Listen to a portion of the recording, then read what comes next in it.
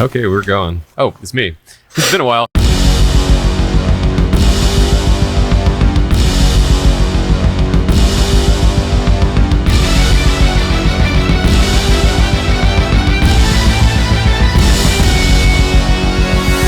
Welcome to X-Men Evolution, episode 35 of Cyclops is Waiting for Me, an X-Men animated recap podcast.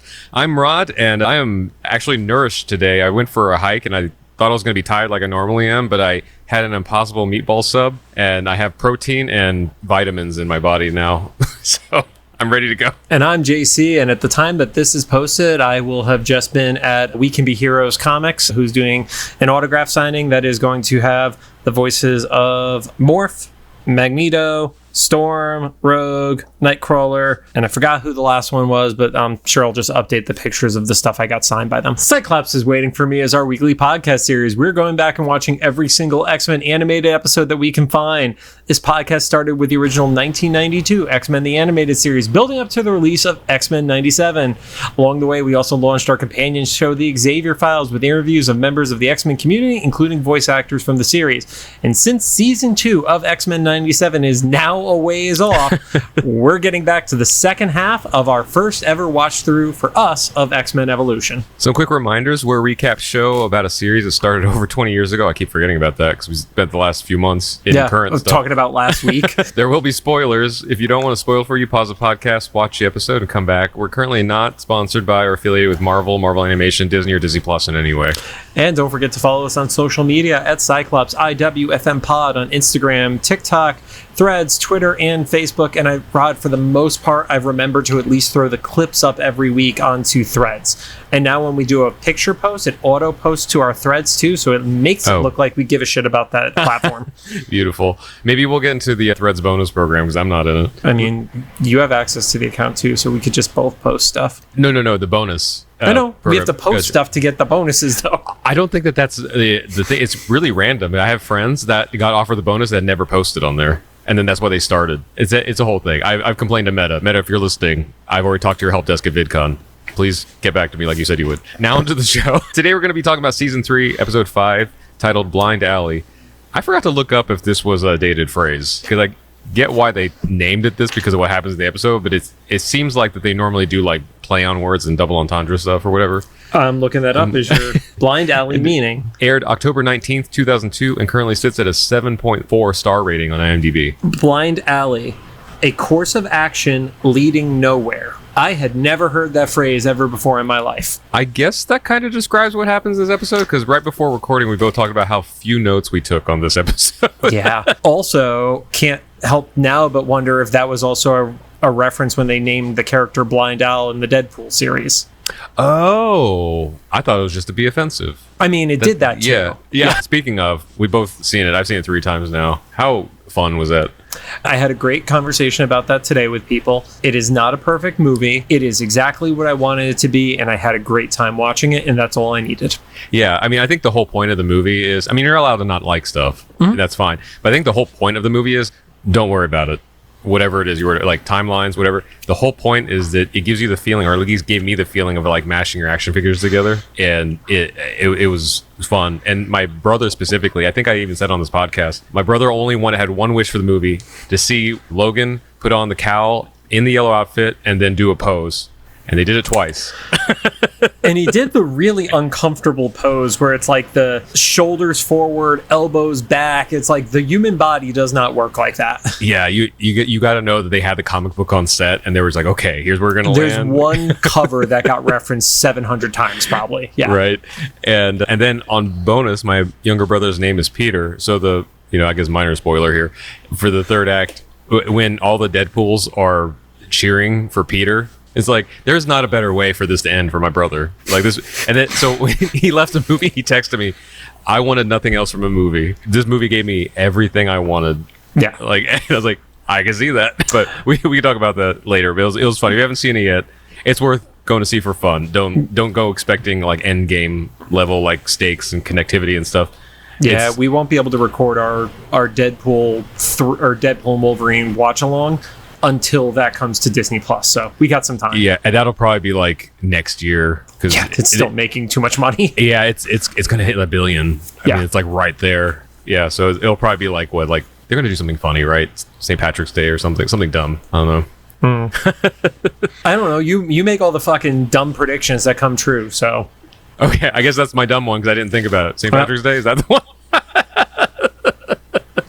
it's gonna be a green Deadpool outfit, and I'm just gonna send you a fucking like, glitter bomb. Wait, what was the one I texted you when we were between recording? Oh, it didn't happen at San Diego Comic-Con, but maybe I'm just gonna put it out there based on nothing, just because I was high one day and scrolling through Instagram, and I followed Jordan Peele, and he just had one post that was just a date, like in October.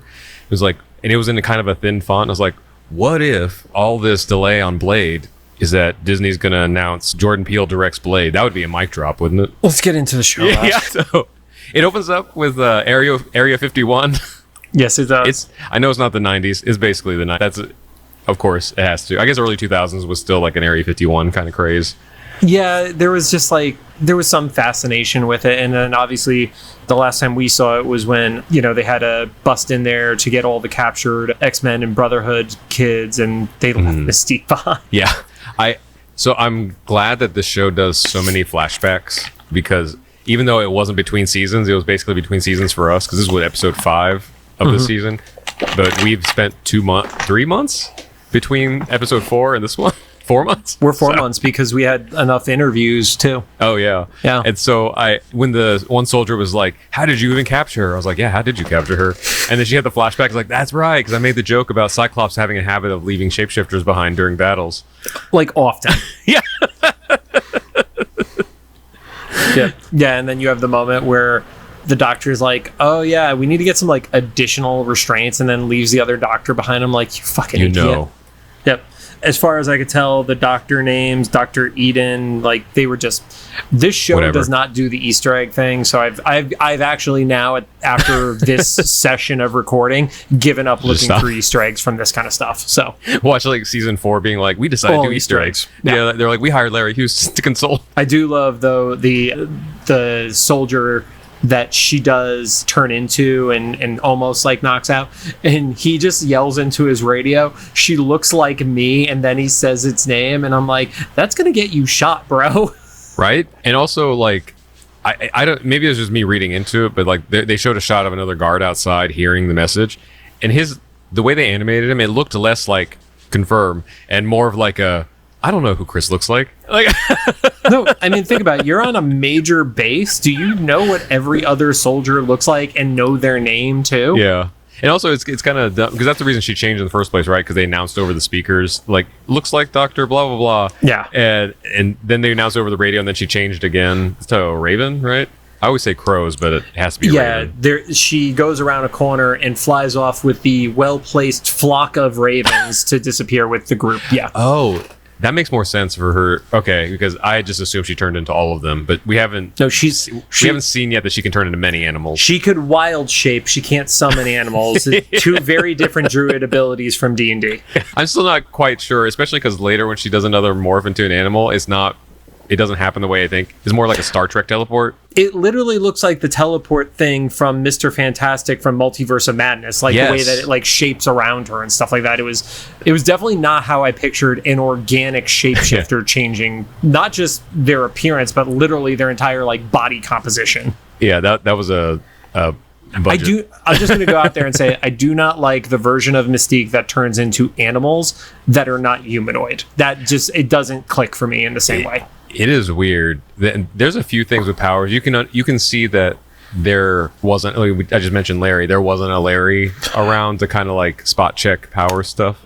I think it was even intentional. Like even the conversations we've had with Stephen Gordon, I think they were just like, we're going to go out there on this stuff and not worry about being compared to the comics in that regard. So yeah, and this choice, I don't dig that. So yeah, it's not my favorite Mystique. Yep. And then she flies off and we go into the intro. I did let the intro run because I haven't watched it in so long. I didn't realize they did start putting in lots and lots of different clips from various episodes at this point in it. And then the next 2 episodes that we're recording tonight, I literally skipped through. So. Yeah. I don't know if it was always like this or if I mentioned this before, but I only noticed today, watching it, that Xavier's chair, this is bugging me. It's oriented in a way where it's not an X on his wheel.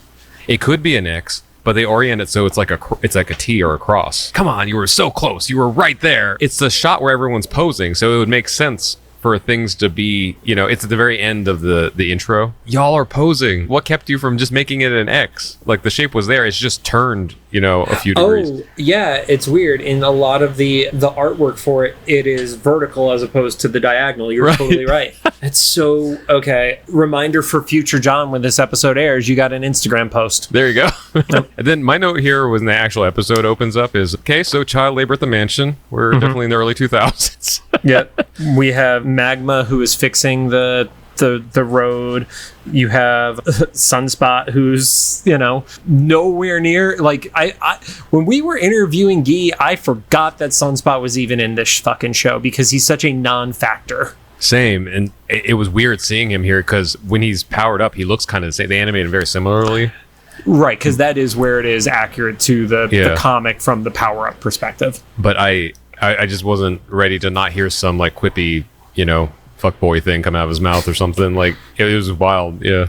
Yeah. Multiple figures out that he could get his work done by turning into many copies of himself, doing that quicker.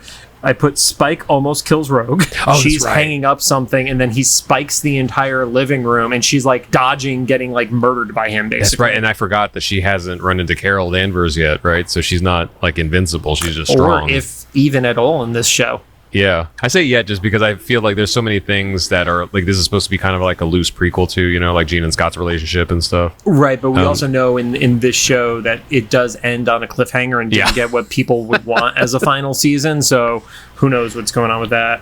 You get Bobby, who basically calls Hank a boomer, explaining that he could program the central computer, and he ends up just like not knowing how lights work. I love to have the headcanon that Bobby like armed something halfway across the world instead or whatever. Yeah, something.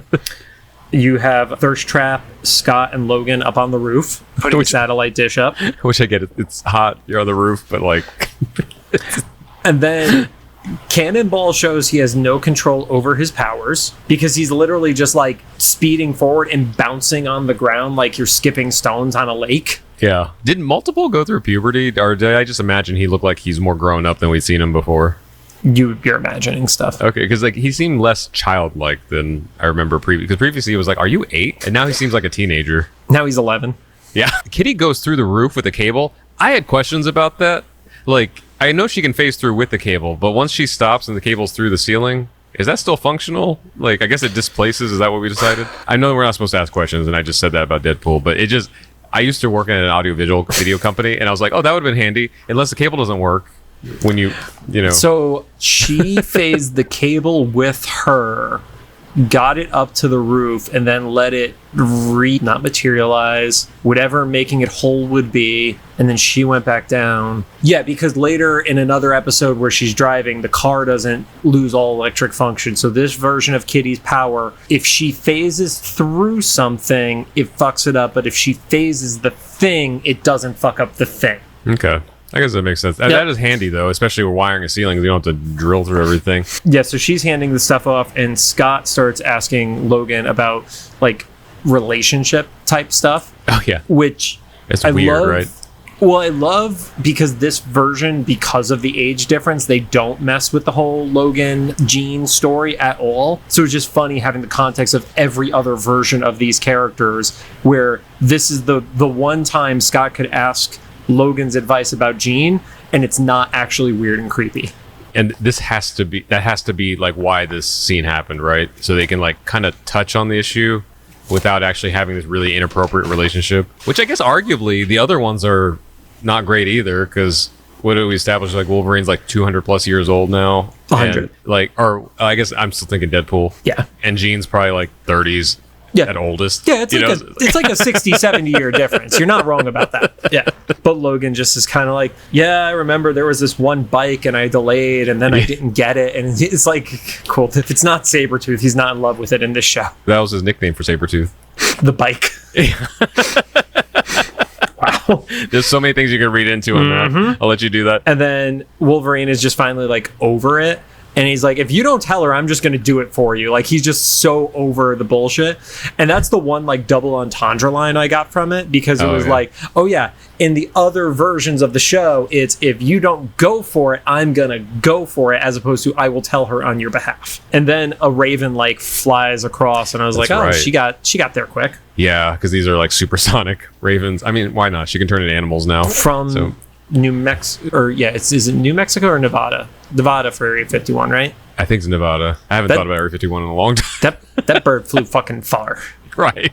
I guess we also don't know how long it's been, because they've been able to, like, start constructing the mansion again after it got destroyed. So, who knows? But yeah, it basically just, it makes you realize that the Raven knows, like, where Scott is. I guess is, like, the point of that happening. And then Jean's supposed to be helping Storm set up, like, the water fountain out front, and instead she's, like, watching the thirst trap of Scott happening. And I love how, like, it's both Logan and Scott up there, but they make sure several times in the script, and credit to all of them who worked on this, even in the early 2000s, they were like, we don't want any confusion. They repeat Scott so many times, and Storm's like, oh, it's a good thing you're looking at Scott up there. Like, Scott, right? Yeah, Scott. Well, and it doesn't happen in this episode, but in a couple episodes, they do explicitly state multiple times that Scott and Jean are both 18. Yeah. It does explicitly get stated. Yeah. And that makes sense, because they came in at the same time, same class. Because we always have to remember this is a school. And since she's watching shirtless Scott, she almost, like, crushes Storm. With the fountain statue. Yeah. And I kind of wondered, like, we've never seen how strong Storm is in this version of her. Like, would that just been a boys moment where she goes splat and, like, oops? Yeah, we really haven't seen, like, the durability of Storm. We've seen her in the hand-to-hand fight in that season 1 finale where she was going against Mystique, but we haven't had, like, what happens when a sentinel hand crushes her or something like that, And then, she notices what's going on, and this is the first time we really get mention of the psychic rapport, where they refer to it as strong connection between Scott and Jean, which, we know from the animated series and then from comics and stuff like that, that's a pretty established scenario between the two of them having such a strong connection to each other. So then I guess we fast forward a bit after they're done with their outside chores, and then inside, I'm assuming Scott had the time to shower and not be gross and sweaty being on the roof. Or not. That's how Jean found her. Teenage boy. That's how Jean found him. It's like, yeah, pheromones. Ooh, musk. And Scott and Jean bump into each other literally, and they're just about ready to decide they need to have, like, the define the relationship talk. And they do that awkward moment where it's like they both want to do it. They think the other one wants to say something else first, so they keep, like, doing the step on top of each other. No, it's okay. You go. No, you go. And then Kurt, just ultimate cock block in the mansion, shows up. I said the cock block, but it's kind of for a good reason. He says, like, hey, Alex is on the phone. He wants to talk to you. And I guess a reminder for anybody, Alex is Cyclops' brother. Also a reminder of fucking landlines and someone having to find you for a phone call. Right. Yeah. And then this is the only part that, in hindsight of the episode, is a little weird, because you see Alex on the side of a road in Mexico who says his wallet got taken, and then he needs Scott to come down and get him. The question I have is, was that just what Scott was imagining on the other side? Because even if you use that other Raven that hit him on the roof as a red herring, did Mystique literally turn into Alex and dial him from a fucking, like, payphone in the middle of Mexico just to make the call to get him down there? Or was that just what was in his head? Yeah, because then she would have made the most inefficient cross-country trip, right? She would have flown from, like, Nevada or New Mexico to New York and then to Mexico. It's like a giant triangle. And even if she didn't do the flight back and forth, just the fact that, like, her calling from a payphone, but I gotta believe if she could turn into a fucking bird, she could just disguise her voice without needing to transform into Alex and call from an alley. I guess that was mostly for us to be like, okay, to be sold on that too. Yeah, I mean, to trick us, obviously. I thought you were gonna say, this is the 90s, 2000s in me thinking, how is that phone still connected after Kurt teleported? Because he goes through the sulfur dimension, right? So that can't still have the 2.4 gigahertz connection to the phone. Yeah, when he comes back, it reconnects. It reconnects. Yeah. Okay, sure. it's like you just turned it off or brought it out of service range, and then you brought it back in. That's all. I think I can't remember. I want to say that used to, like, if I went too far out, it would like hang up the phone. But anyway, it literally another don't think about it thing. But it was just funny to be like, huh, that's still connected. And he went through hell. Brimstone. Yep. And So then, yeah, I also love, he's like, can't you get in touch with your foster parents? He's like, no. And Scott just accepts that. He's like, well, what the fuck's going on with your foster parents that you can't get in touch with them? yeah.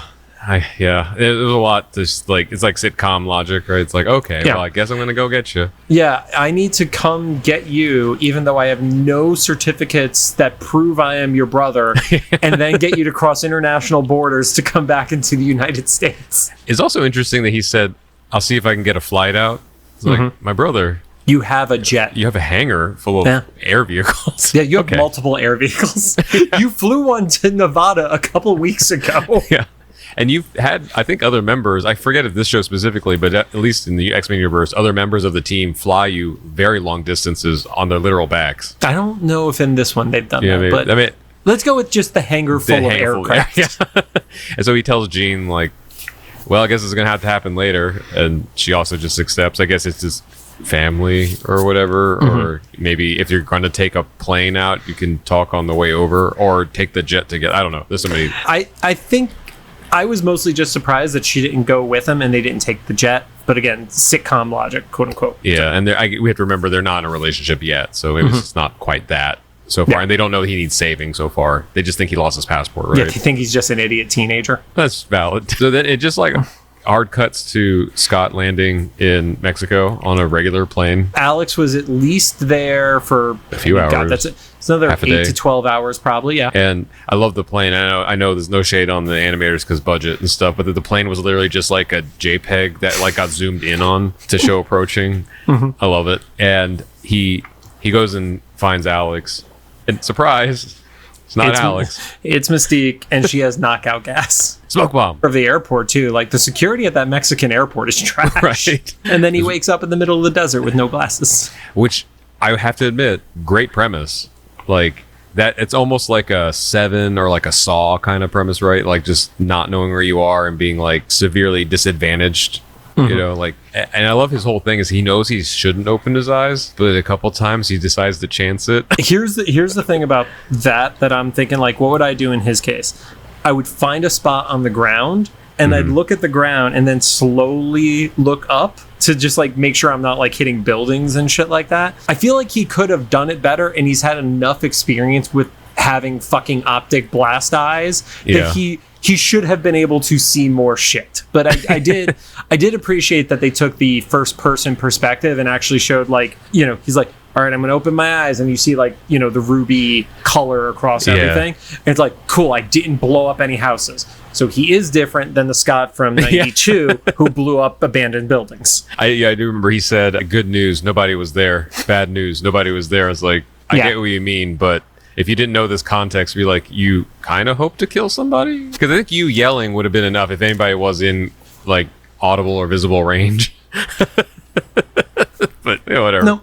Yeah, and then it just keeps getting darker, and then coyotes arrive, and I just started laughing when the coyotes showed up. So a few weeks back, I did a dumb and overextended myself on a hike. What that made me realize was, if anybody listening, friends, you know, listeners or whatever, if you ever see a story about like Rod got lost in the desert, don't spend the money and resources searching for me. Just like put it towards something more useful. I'm already gone by the time you thought of that, because seeing Scott go through the desert, I mean, my first thought was like, how is he still in all of his clothes? Like, I've been like walking down Glendale when it's like 98 degrees and not wanting to keep my clothes on, and so like I know, you know, it's like animation stuff, but It's also better to keep your clothes on because your sweat cools you, but aside from that. oh, I didn't even think about that. I just would have like ripped everything off. Yeah, that's why you see like Middle Eastern countries, that's why they tend to be so covered, is the clothing keeps them cool rather than overheats them. The second like heat related thing I've learned in an X-Men context, a couple days ago I was having lunch with Ron Wasserman,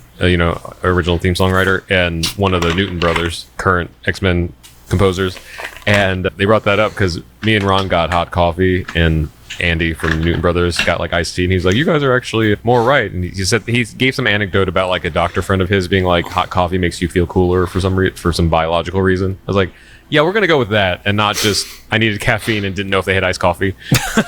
I didn't want to be awkward. Yeah. So at that point, they start to chase him.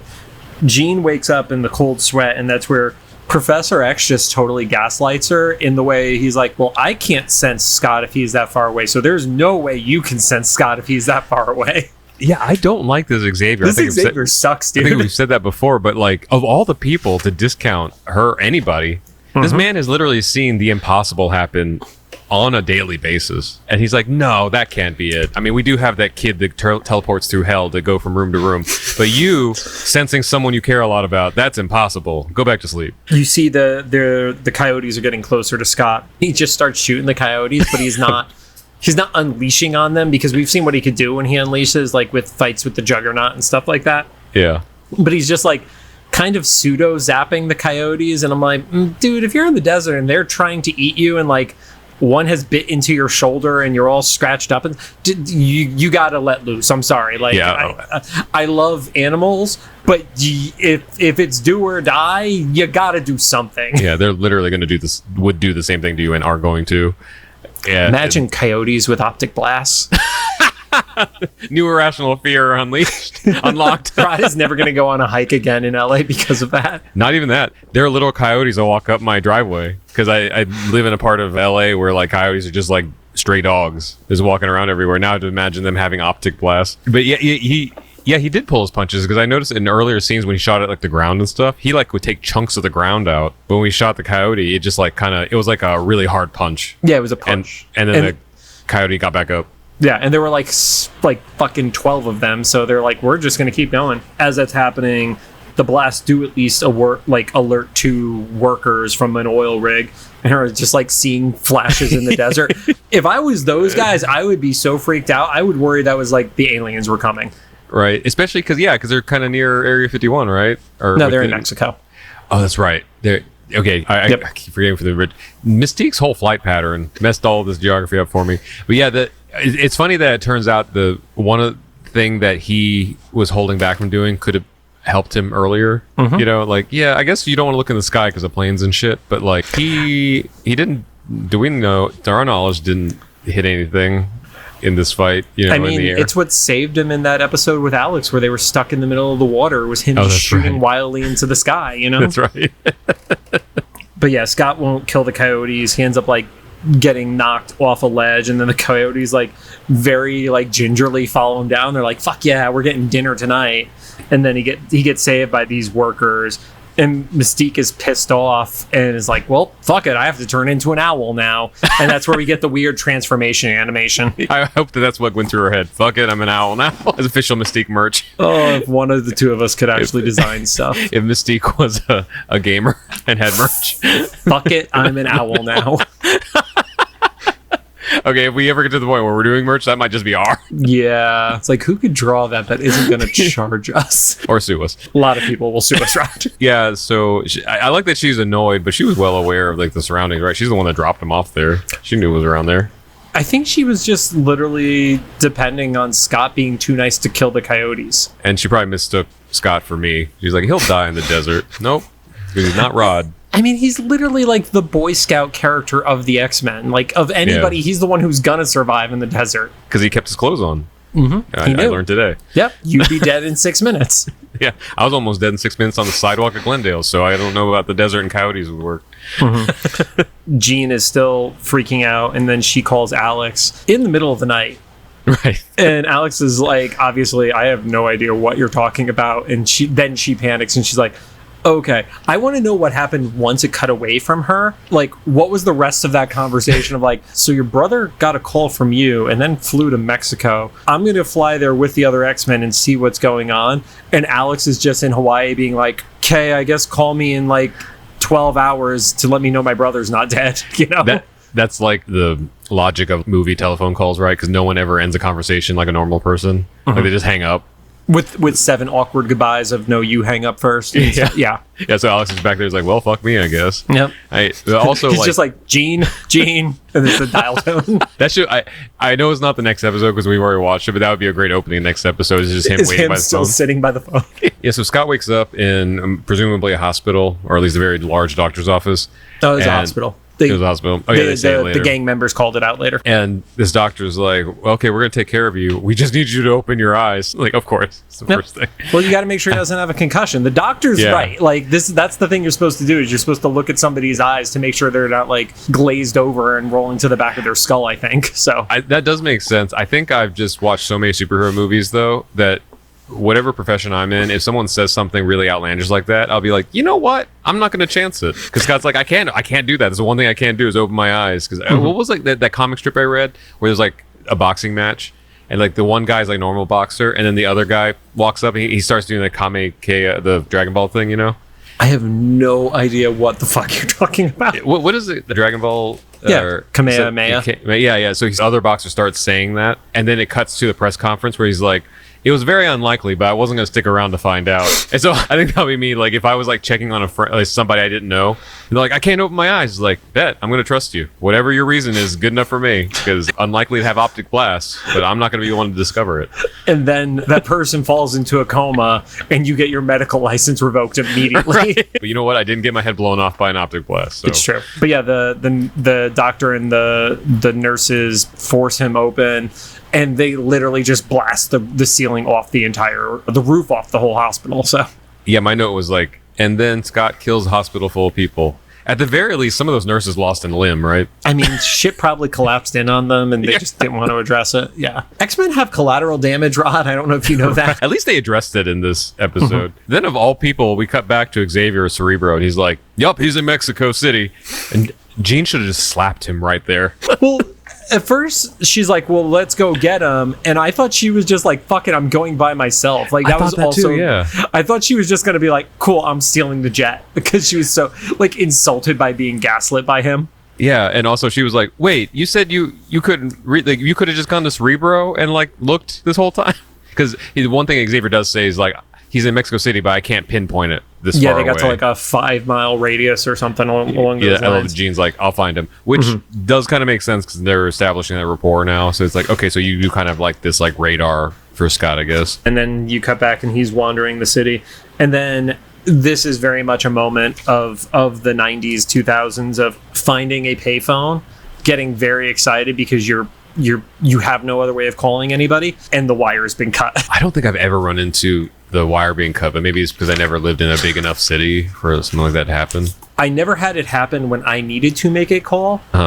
But growing up, an hour and a half outside of New York City, I definitely saw, heck, even New Haven, like by Yale University, wires would get cut on those things all the time. So. Yeah, I mean, it makes sense. I guess that also makes sense, like, as, like, it got more into, like, 2000s and stuff, they got more and more reinforced. Because I remember a couple times being on a payphone, like, this phone weighs 5 pounds just because of the cable. Oh, dude, you could fuck somebody up with one of those phones. Well, but that was one of the action movie tropes, right? Is, like, people getting strangled with those and stuff. Well, yeah, because it was like a metal cord. It was to prevent people from being able to cut it in the middle. The problem was if you pull it hard enough, you could pull it out of the box because you ran out of the metal coating at that point. Yeah.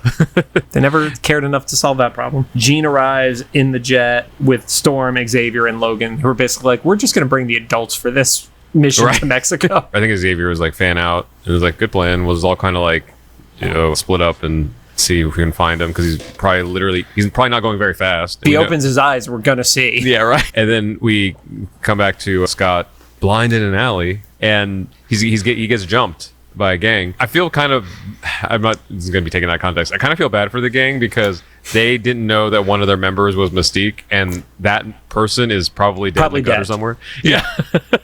Oh yeah, I assume this version of Mystique is totally the, like, not the Jennifer Lawrence Mystique. This is the one who's like killing somebody and just throwing their carcass into a closet kind of scenario. Yeah. And so they try to rough him up, I guess not knowing. See, that's what's weird. They said they try to rough him up because, like, you messed up our hospital. So and I think they did call him a mutant, right? Like, because they saw a blast come out the top of the thing. I don't remember if they specifically said the phrase or not, but they knew he was the one who did it. Absolutely. Yeah, I think the vibe I got was they're like, you did something crazy that was inhuman to destroy this hospital, but they still decided to try to mess him up. I was like, man, I just wouldn't mess with that man. Like, yeah, if this is the dude who could destroy your hospital, even if you don't know how he did it, him being the guy should be a sign that, I don't know, unless you're bringing a gun to the fight, maybe don't mess with this guy. Yeah, I guess maybe that was the thing we're supposed to assume, is that the Fox censors, or not, was it Fox this was on? No, this was Kids network. WB, I want to say. WB. But when WB's like censors were like, yeah, we're just going to imply that there was weapons involved, but we can't actually show the guns. Well, and they even made sure like one of the dudes had the like top button only button, like the very Edgar stereotype and stuff like that. So it's like, okay, they're obviously in a gang. I don't know if this is supposed to like imply cartel or stuff like that, but we're like, we're not going to give them guns. They're just going to beat him up. And then they fail miserably because he's able to basically blind fight, and then he uses his power and he shoots next to one of their heads, keeps a hold on that one, and then we find out that that one is actually Mystique. Yeah. And I guess because he felt the wall, he felt confident about blasting it. But Mystique brings up a good point. She's like, try it again and see if you like destroy some family's apartment. Like, cool. I'm glad that some characters are a little aware in the situation. Mystique definitely has that awareness of like, I can say the things that will rile him up, but also like make him hold back kind of scenario. Yeah. And then I think it's about then when Mystique reveals herself and starts fighting Scott more hand to hand, that Jean senses, she's like, she sees something, and then she talks to Xavier over telepathy and stuff. He's near a big church looking thing, and Xavier's like, I know that building exactly. Like, how often do you come to Mexico City? I do think that particular spot is like a tourist destination in Mexico City. I've seen the reference at least. Yeah. So they all go that direction. Mystique fights with a lot of drop kicks, like very wrestling style drop kicks. Scott ends up trying to shoot her, misses, blows up a car, and then she literally like goes to the top of these shelving things and tries to do in wrestling what we call a double stomp, where you're basically trying to just like land with all your weight on somebody with your feet to kill them. And I was like, oh, Mystique is actually not holding back. Like, I think she's actually trying to kill Scott at this point. Oh, I didn't. Now that you bring it up, that is a good point. I wonder if they did some referencing from just like straight up wrestling then at that point. There were certain moves that were like done that maybe a kung fu movie or two had been in there, but there's an era where you started seeing wrestling style moves in pop culture fights. And like, even like, I want to say it was Blade 2 or Blade Trinity, I forget which one, but Wesley Snipes literally does a suplex in the middle of that movie. Oh, nice. Yeah. And if you know anything about wrestling, nobody has ever died from a suplex. A suplex is actually a fairly safe move, and that killed a vampire. So there's like a whole other we're pissed off wrestling fan scenario. That's funny. But yeah, that fight, they end up like start establishing that there's like a very like weak floor, and so Scott starts like, I think Mystique kicks through the floor at one point, then Scott blasts through the floor, and then the thing just kind of gives way for both of them. They kind of shoot each other into the basement, and then the moment there are lots of crates down there. Yeah, we don't know what they're for. It's the warehouse from Indiana Jones. Yes. Yep. At the end. Yep. All priceless artifacts that are getting destroyed in the basement of this church. That's just a given, right?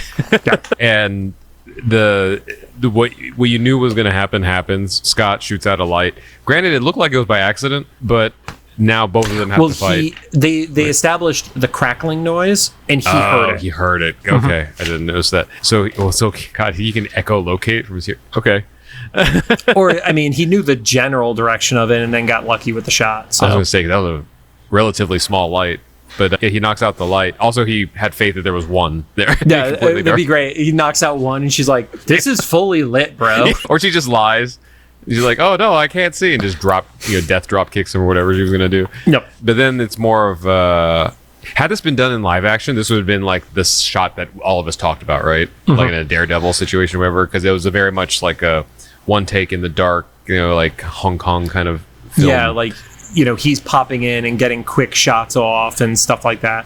And then you do what you knew they were going to, where Jean arrives, and it was like, oh, there's no way that was just Jean that easily. You know? And it was, they always do a really good job of planting seeds in this show, where it was like, oh yeah, I was able to track you from Cerebro, blah, blah, blah, and knew exactly where you were. And that was established, before 2-3 minutes earlier. Is like, well, it's not that good. Yeah. And so Scott was like, Cerebro told you where you were. I also love how confident he was. Like, part of me kind of wanted to be like, oh no, that was Jean. She just doesn't know much about Cerebro.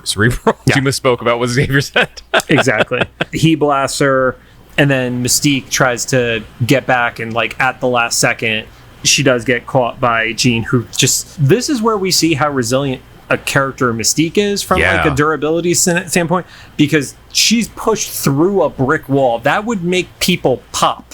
Yeah, I actually had to backspace this note because I just started typing Jean kills Mystique. I thought she was going to at least knock her out. I thought that was going to be the thing. It's like, oh, she's knocked out, and because we're X-Men, we're not going to actually apprehend her. We're just going to leave her here and then go away. But no, Mystique keeps getting back up. Yeah, and she actually says, oh, looks like your girlfriend came to the rescue. And then Jean responds back, you got that right, lady. So it's like, we actually established the relationship without them establishing their own relationship. I didn't catch that. They ended up getting to have the DTR talk. Yep. In a fight. Yep. And that's where she pushes her so hard that the wall collapses on top of her. And then we kind of like quickly wrap up because they're now in the jet. Actually, it is a nice way they reveal this. You just see like black screen and Jean's voice saying, okay, you can open them now. And once again, from Scott's point of view, you can like see the ruby kind of shading on everything, opening up and seeing Jean, and he's like, oh, everything's better now. Oh, so sweet. And then you get the moment where it's like, oh yeah, Logan and Storm, and Logan's like, about damn time. Right. Which is so weird, especially after seeing X-Men 97 and stuff. Like, just that character, like, being like, oh, good, you know, Jean and Scott are together. I'm like, wait, when have you ever wanted that? This is the only universe in the entire multiverse where he's okay with that. Or I'm wondering, like, I'm kind of glad that I'm assuming they didn't get the chance to do this because of it being, like, abruptly ended.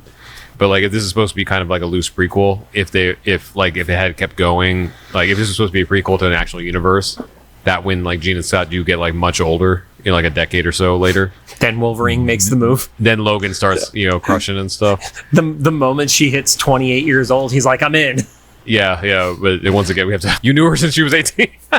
Younger. Definitely younger. But no, in this one, none of that. He's just, like, happy for Scott and Jean. Also, probably done with student drama. I think that's more of it. He's just like, listen, I don't want to deal with any of your guys' shit. I'm just here to fight. Yeah, I want to blow stuff up. Yeah, and that's how the episode ended. And it was like, it's very much the product of its time. And I don't say that as a negative, but, like, when you see the audience that it was written for, it was definitely written for that Buffy audience with, like, the teen drama, and there are stakes, but the stakes don't feel as high. Yeah, it's like, it's solid. I don't dislike it, but it's like, I understand why the animated series in 92 built the level of fandom that it got, that it was able to lead to a reboot, a restart, essentially. Yeah.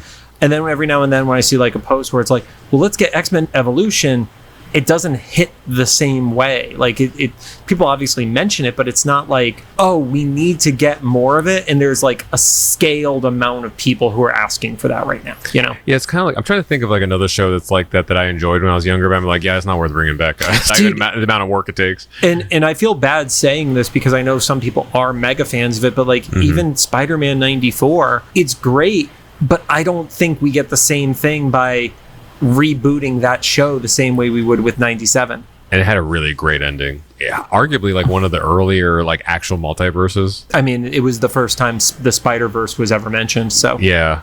And Stan Lee being Stan Lee in the show and stuff. Yeah, I think we actually need to do that.